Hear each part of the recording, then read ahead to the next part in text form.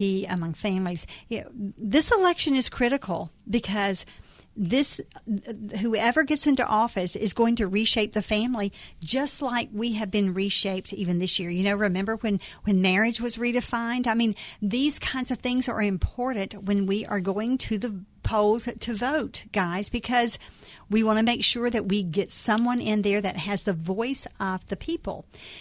And I believe, from all the hoopla over it, that it really wasn't the full voice of the people. But how do we get that? When we exercise our voice. And Garrett has been teaching us how to do that. And it involves more than just showing up at the polls. That's right. On a certain day to vote for a certain candidate. It involves, as Garrett has said many times, our involvement, our contacting our congressman to say, you know what, I don't even like what y'all are entertaining right now. I don't like how this went down. You got to make a stink. Mm-hmm. I guess that's a good way to say it. Well, and you have to say, even if maybe you agree with some of it or not, mm-hmm. or you just say, we just need our Congress to begin acting instead of bickering and arguing. Very little legislation, very little aid. Mm-hmm. We were talking about Flint, yes. Michigan the last hour. Even the relief package for Flint, Michigan is stuck in the United States Senate.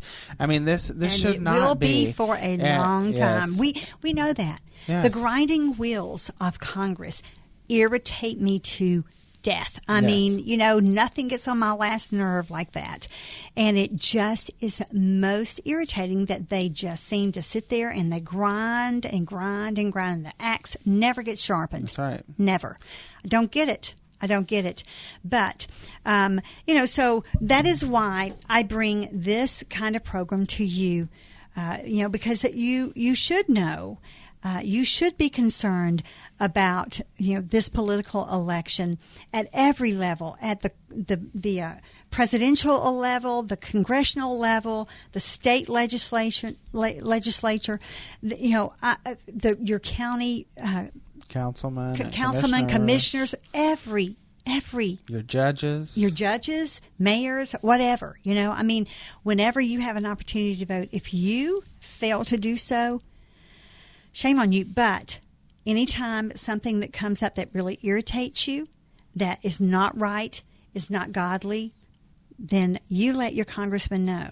Because otherwise, they think they're doing a great job. You hear them all, don't you? Mm-hmm. Oh, we're doing a stellar job. We're doing a good job. We're fighting for people. Well, okay, prove it. Well, and here's the thing, that the only barometer that they have, if you don't go out and tell people, mm-hmm. the only barometer they have are the fact that incumbents are reelected overwhelmingly every single time. Every time.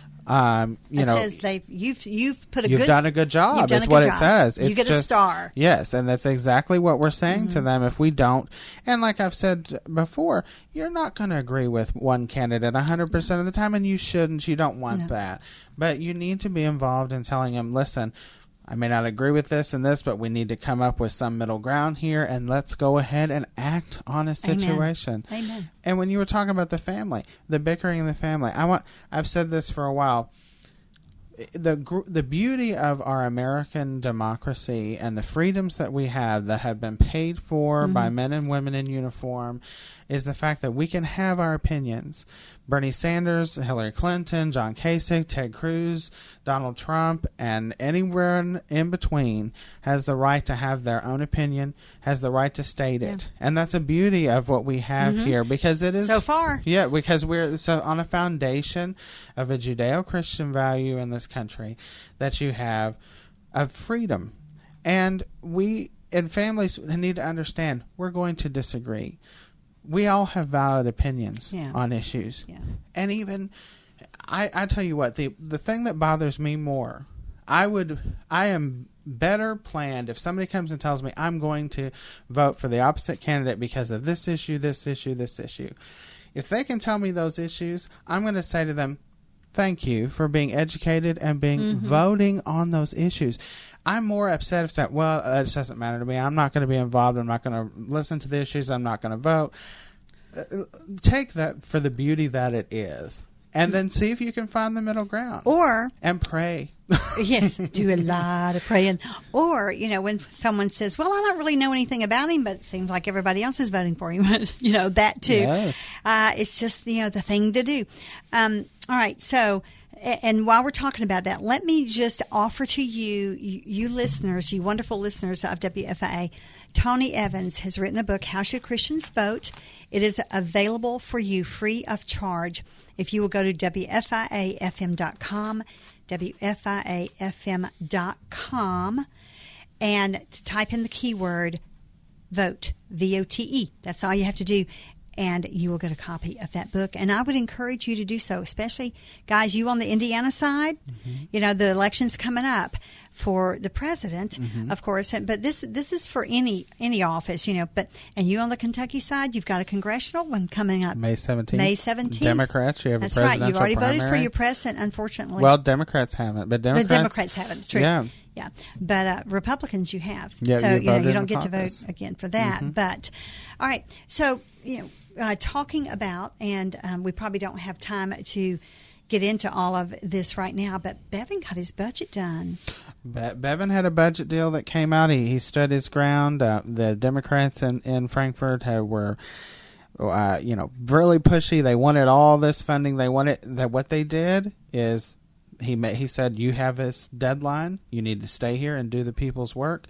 They ended up staying and doing the people's work, and they are moving forward with Frankfurt and the government. I mean, this is amazing to me because for years and years we had, I'm going to borrow from next fiscal year to pay for this fiscal year. This is leadership that I don't think anybody ever expected to happen. I know. I'm ready for him to be our president. Could we write him in? There's a lot of talk about that. I think he's got some time. He's got some time in Kentucky because there's a lot of work for Kentucky. There is. But I think Kentucky is going to turn around and really. Mm-hmm. Oh, yes. I think that people will learn to respect him. But on the other hand, there's some rumors about Steve Beshear that. Well, the governor came out and said that there's federal and state investigations